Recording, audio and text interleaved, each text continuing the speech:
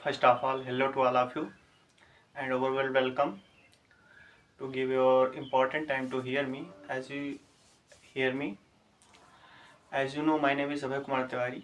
I I grew up in a small village of Bahraich district, Uttar Pradesh, which is situated on the Indo-Nepal border.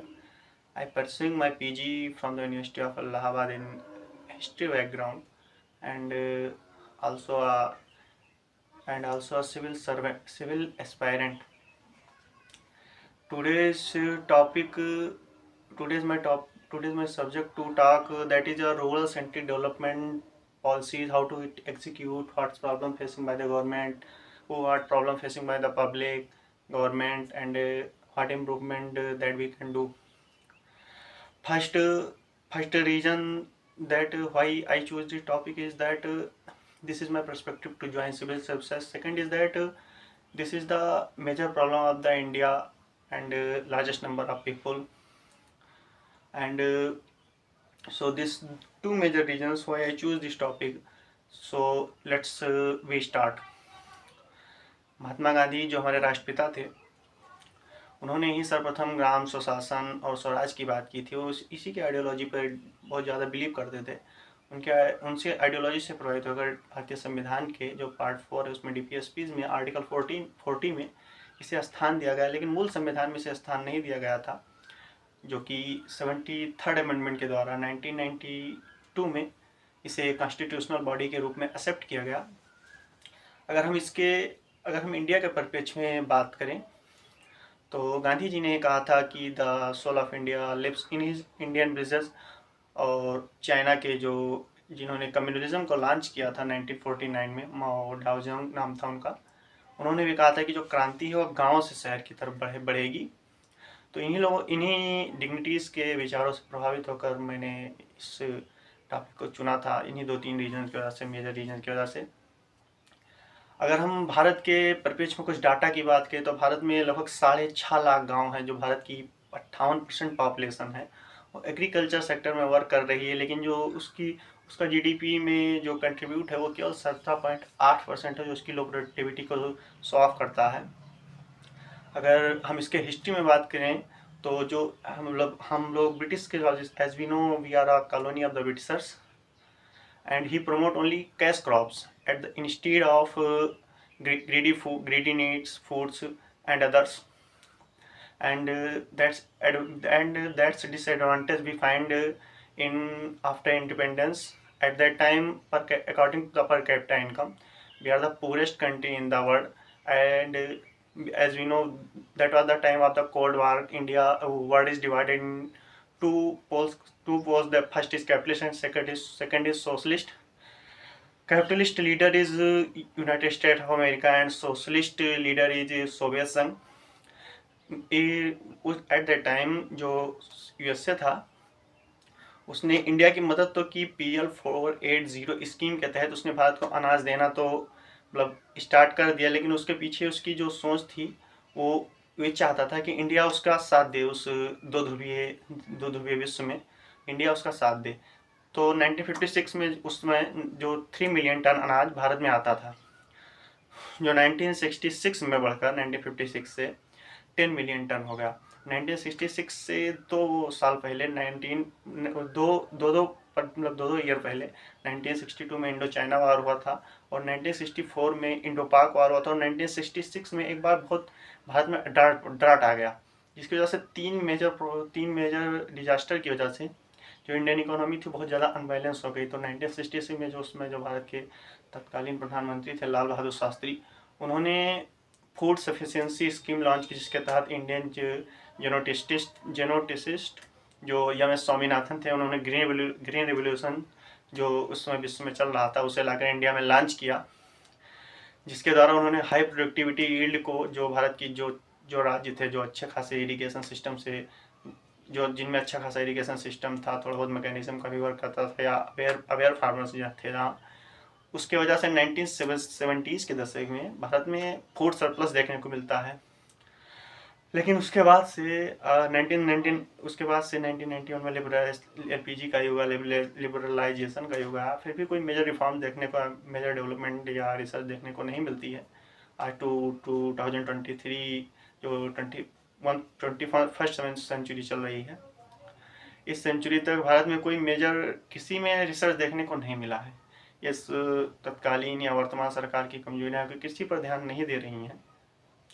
अगर हम इसके परिप्रेक्ष्य में बात करें तो इसकी अगर हम हिस्ट्री के भी बात कर लिया, अगर हम प्रोज एंड प्रॉन्स के बारे में बात करें तो प्रो इसमें है कि इसकी लो प्रोडक्टिविटी सबसे बड़ा मेजर रीजन इनमें किसी का है, सबसे मेजर प्रॉब्लम लो प्रोडक्टिविटी। उसका रीजन है कि lack of irrigation system, lack of maximum use of chemical fertilisers, lack of awareness. Second is lack of finance. India में जो किसान है वो लैक ऑफ, जो फसलों के बीमा बहुत कम कराते हैं, जो कि चाइना में 50 to 60% देखने को मिलता है और यूएसए में 70% फार्मर्स के फसलों का बीमा देखने को मिलता है। इंडियन फार्मर्स में अवेयरनेस की वजह से, कम अवेयरनेस की वजह से इस प्रकार के प्रॉब्लम्स देखने को मिलते हैं। थर्ड इज दैट इंडिया में जो है वो इंडिक्वेट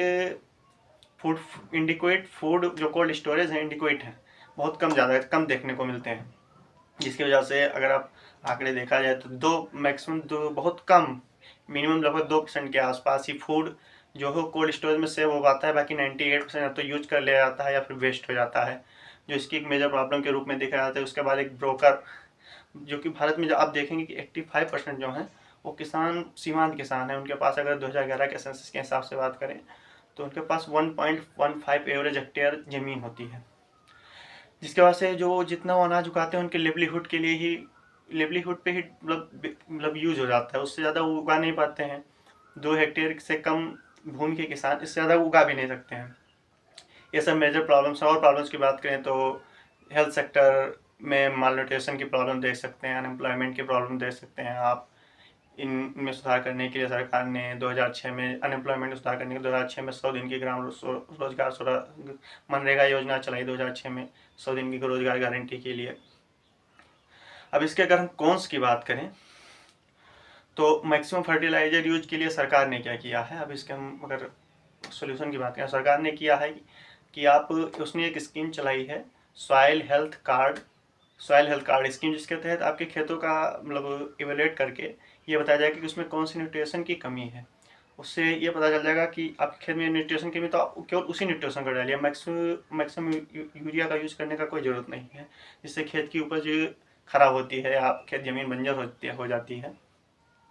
और सेकंड इस बात करें एक लैक ऑफ इरीगेशन सिस्टम, उसमें सुधार करने के लिए प्रधानमंत्री सिंचाई योजना चलाई गई है, जल संचय इनिशिएटिव को लॉन्च किया गया है।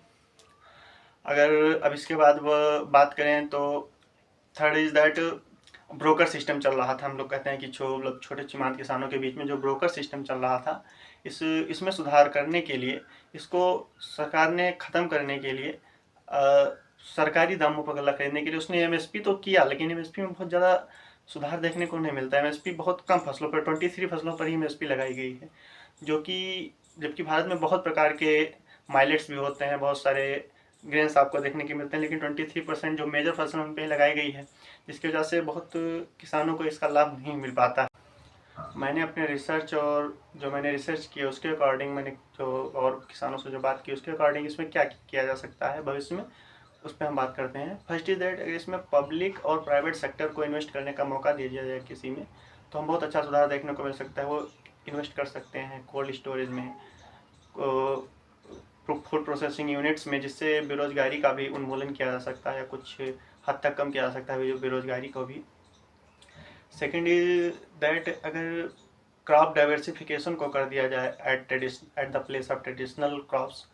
थर्ड इज दैट, कर सकते हैं हम कि एक कुसुम योजना सरकार ने चलाई थी, उसके अकॉर्डिंग बायोमास जो एनिमल मटेरियल है या जो वेस्टेज बचता है खेतों में, उसके द्वारा बायोमास या और सोलर एनर्जी के द्वारा अगर बिजली उत्पादित की जाए तो उसे सरकार को बेचकर हम एक एक्स्ट्रा इनकम कर सकते हैं, किसानों की एक एक्स्ट्रा इनकम का it can be a source.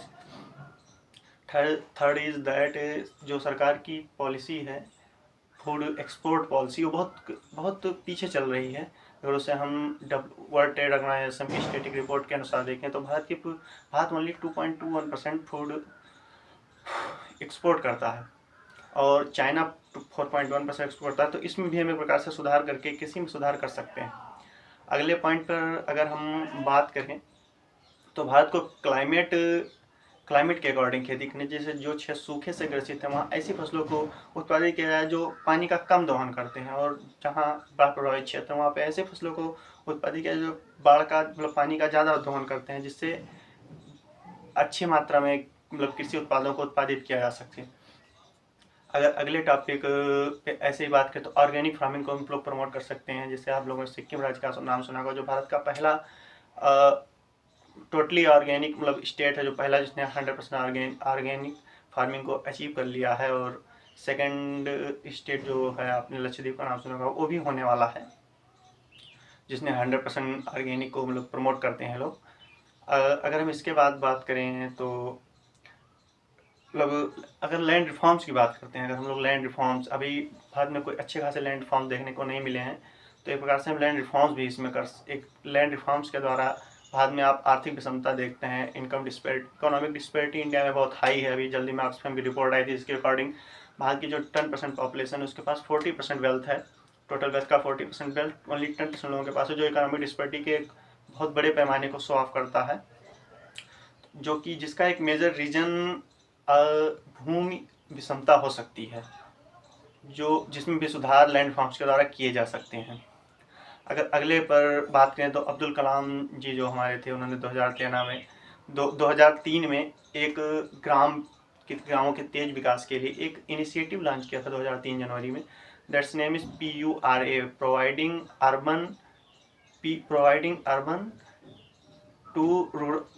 Urban amenities to rural area. इसके अकॉर्डिंग यह था कि वो 50 से 100 गाँव का एक क्लस्टर बनाते थे।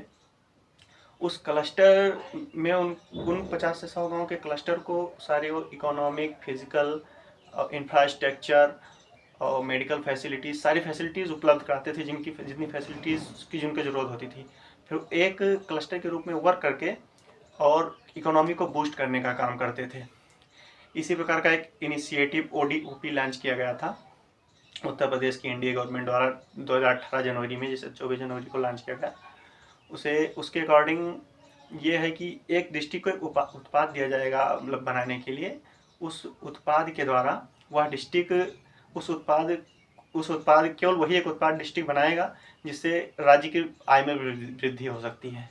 लेकिन इसमें भी कुछ सुधार की जरूरत है। अगर हम ODOP में सुधार की बात करें तो इसमें सुधार किया था कि उस चीज़ को अगर हम ब्लॉक लेवल पर लगा दें तो उससे और ज़्यादा प्रमोट किया जा सकता है, जो एक रोजगार को बहुत अच्छे से रोजगार का उन्मूलन कर सकता है। एक रोजगार उन्मूलन का बहुत अच्छा साधन हो सकता है ODOP स्कीम गवर्नमेंट की।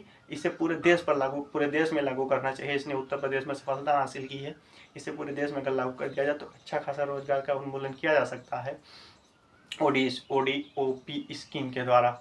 अगर हम एट लास्ट बात करें तो अभी इसके उपसंहार में बात करें तो अगर किसी क्षेत्र में ऐसे ही सुधार होते रहे, भविष्य में ऐसे ही कुछ दो चार सुधार ऐसे हैं जो सुधार किए जा सकते हैं, इन्हीं सुधारों के द्वारा हम अपनी 5 ट्रिलियन की इकोनॉमी के लक्ष्य को हासिल कर सकते हैं। जैसे मैं प्रधानमंत्री जी ने इस साल 15 अगस्त को कहा था कि 2047 तक हम एक विकसित राष्ट्र होंगे। जो हमारी 100वीं एनिवर्सरी जो इंडिपेंडेंस की होगी उसमें हम विकसित राष्ट्र के रूप में मनाएंगे। उस लक्ष्य को हासिल करने में ये एक मेजर भूमिका निभा सकता है। जैसा कि कहा जाता है the cell of Arvind Ghosh ji थे, उन्होंने एक बात कही थी कि the cell of the villages is the cell of the national body and to the healthy and developed cell we have to promote the healthy nation, and developed nation. So that is the topic today's topic. With this talk we have to end. धन्यवाद।